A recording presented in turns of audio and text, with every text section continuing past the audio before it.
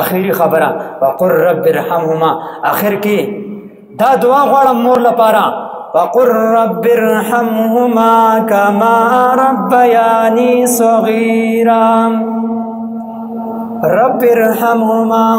اے زما رب دې دواړو باندې داسې رحم وکړي کما ربیاني صغیرا لکه څنګه چې دوی ما باندې بچپن کې رحم کړو مهرباني کړې وه احسان کړو ته سوچ وکړه تا سره څومره احسان کړو ته به پریشان وې تا ته به څه تکلیف ورسېدو پریشانه به ستا مور او پلارو تا ته به درد ورسېدو پریشانه به ستا مور او پلارو ته به ناجوړه شلې پریشانه به ستا مور او پلارو تاله به یخني وشله پریشان بستا مور او پلارو طالب گرمی وشللا پریشان بستا مور او پلارو طالبا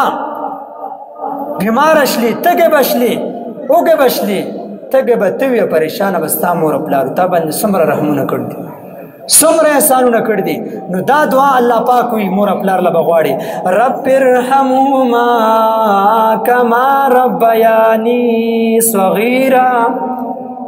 ټول ما سره یو ځل ووایه رب ارحمهما کما ربیاني صغیرا دا دعا به مور او پلار له غواړئ آخري خبره مور او پلار ته ګورئ چې څومره تاسو نه کېږي ثواب دی په دا مور او پلار تر رحمت نظر سره چې نظر ستاسو د رحمتي داسې نه چې څه بل نظر سره ګورئ چې ما سره د حساب صحیح نه دی کړی ما ته دا شی نه دی راکړی سخی دی نه راکړی غوا بچی د هغه له ورکړو دله ورکړو داسې نظر سره نه رحمت نظر سره ورته ګوره نبی علیہ السلام فرمایي چې قبول شوي حج عمرې ثواب قبول شوي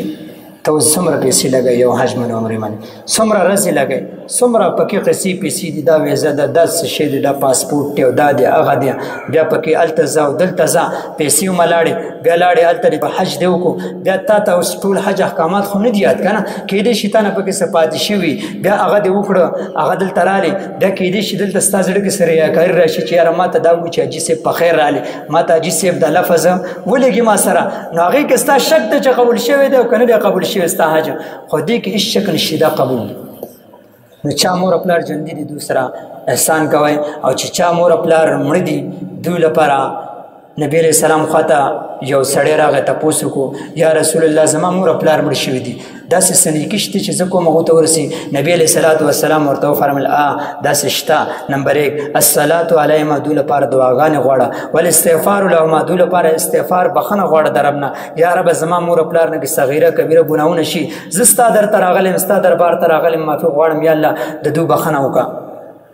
وانصاد عهدهما من بعدهما نمبر 3 چې دوی چا سره وعده کړي دي د دنیا نه تللی هغه وعده ته پوره کړه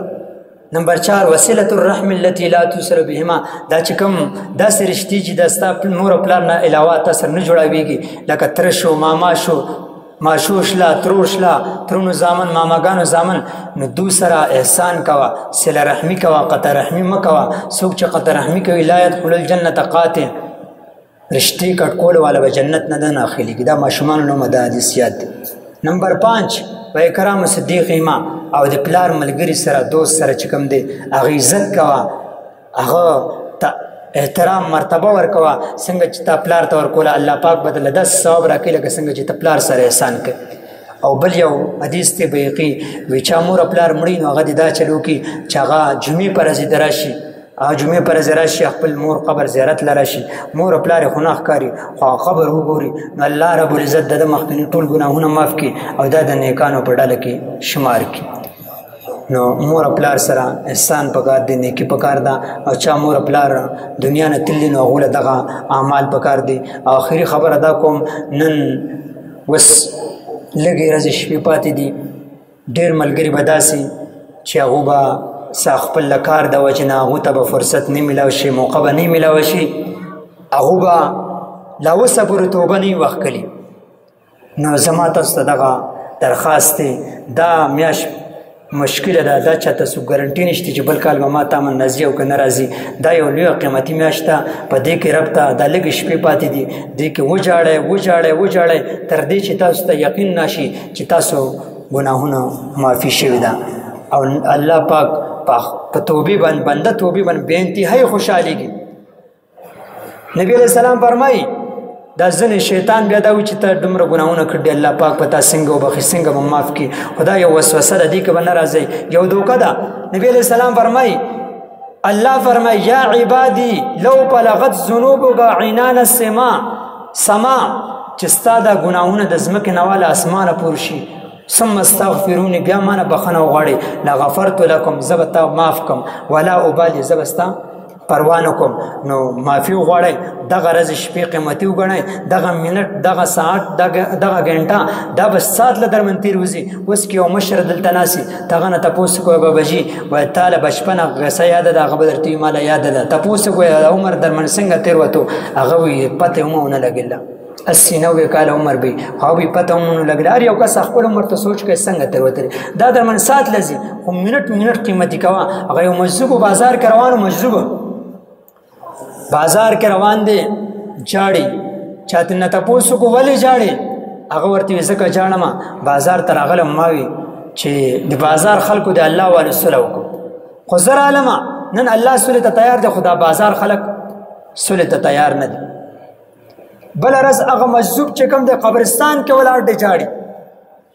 هغه کس بیا ولید ورته تعالی څه چل شعر کله په بازار کې جاړي او کله په قبرستان کې جاړي هغه ورته پرون زه بازار ته تللی وم چې د بازار خلکو د الله سوله وکړم پرون خو الله تیار و بازار خلک تیار نه نن قبرستان ته راغلی یم چې د قبرستان والو د الله سوله وکړم نن قبرستان والا تیار دي چې زمونږ سوله وکړه خو الله تیار نه دی هغه بیا دارالعمل نه دی دارالجزا ده هلته چې چا څه کړي الله رب العزت به هغوی ته د هغې بدله ورکړي نو الله رب العزت دې موږ له د ښو عملونو کولو توفیق راکړي په آخر دعوانا ان الحمد لله رب العالمین